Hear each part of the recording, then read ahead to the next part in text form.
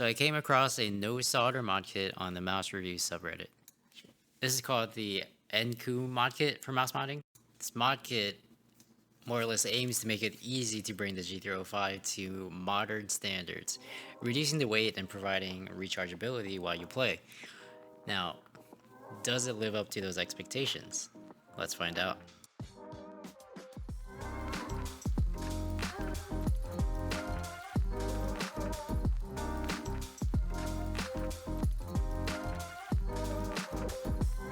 Let's quickly talk about the mod kit and the options that you have. There's 3 variants of the Enncoo mod kit, and all of them specifically target the G305 and Orochi V2.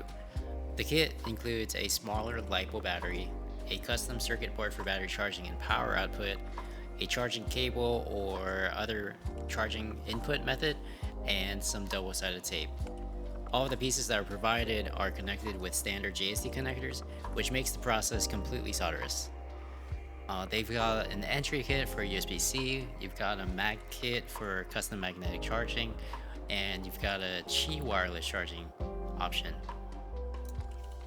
The mod kit I bought, which was the mag kit, included a 100 milliamp hour LiPo battery, a custom circuit board for battery charging and power output, a charging cable, and some double-sided tape to mount your components. The modding process was incredibly simple with the kit. It only took me about 30 minutes to disassemble and install the mod and reassemble it with new skates and everything and test it, and it works perfectly. As far as complaints go for the mod kit, I don't really have anything major, but there were no instructions or documentation included. So essentially, what I got was a box of scraps. And I think this could be a little bit confusing for some folks who are not really much into modding mice or DIY electronics.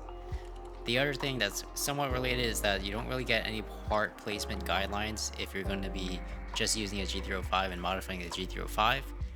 So I was a little unsure at first of good places to mount the components, but it worked out fine for me. In my case, I mounted the battery under the right mouse button and then mounted the main PCB, the main mod PCB rather, on top of the G305's PCB in the middle. As far as value goes, the mag kit that I bought cost $29, and I think it was a couple dollars for shipping, maybe $5 or $6. And the other options like the entry kit are $19. The Qi wireless kit is also at $29 USD. So I would say that's about 30 bucks. The G305 that I bought was on sale for 30 bucks, and the Corbat skates were around $10. So all in around 70 bucks, which when you think about it, isn't super great when you've got options like the Orochi V2 for the same price MSRP. You've got the Origin 1X from Ninjutsu for about 80 bucks, and you've got other options that are wireless for not much more or the same price. And you also have to install this by yourself, so you've got to take the time and have the know-how and etc. So value-wise, it's not the best, for sure. That being said, I do think it was worth it for me. The G305, the egg shape, is probably my favorite shape, and being able to have a super light, kind of modernized version of that for less than $100 is great. Now, a big thing to keep in mind with this kit is that it's not necessarily just for modifying the mouse internally and keeping the same shell. A lot of folks are using the Orochi V2 or the G305 internals and 3D printing their own mouse shells to create pretty much completely custom mice. And so this is a very, very easy way to get closer to that instead of having to learn to solder, instead of learning how to deal with standard batteries and putting together all of the components like voltage converters and everything else like that. This really puts everything into the same package, and Enncoo actually does offer just the ModKit PCB, so you can also purchase the battery, the power input, and everything else like that separately. So ultimately, we want to know what are the results.